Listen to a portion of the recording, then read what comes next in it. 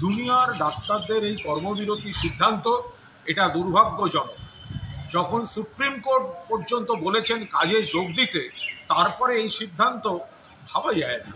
মাননীয় মুখ্যমন্ত্রী বারবার চেষ্টা করেছেন, আলোচনা করেছেন, কথা বলেছেন, যেখানে পরিকাঠামো এবং নিরাপত্তা ব্যবস্থা, নজরদারির ব্যবস্থার সমস্ত কাজ চলছে, সেখানে দাঁড়িয়ে এই পুজো উৎসবের মরশুম, ওদিকে বন্যা, এই অবস্থায় আবার কর্মবিরতি, এটা কারা করছেন, কাদের পরামর্শে করছেন, কেন করছেন?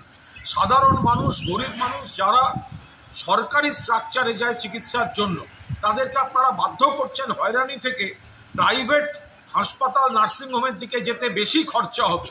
স্বাস্থ্যসাথী কার্ড থাকলে বাঁচোয়া, নইলে প্রচুর বিল। এটা কি হচ্ছে? সুপ্রিম কোর্টে আপনাদের লয়ার বলছে আপনারা কাজ করছেন বা কাজ করবেন।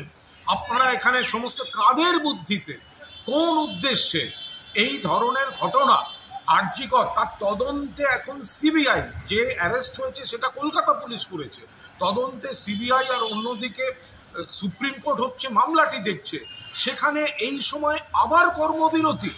এটা কাদের স্বার্থে, কোন উদ্দেশ্যে, কিসের জন্য?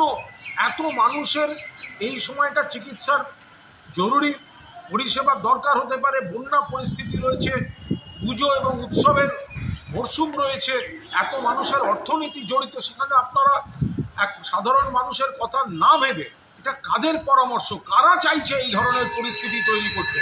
দয়া করে আপনারা এগুলো পুনর্বিবেচনা করুন এবং মাননীয় মুখ্যমন্ত্রী যেখানে নিজে তিনি বারবার অতীত আহ্বান জানিয়েছেন, আবেদন জানিয়েছেন, আপনারা কাজে যোগ দিন।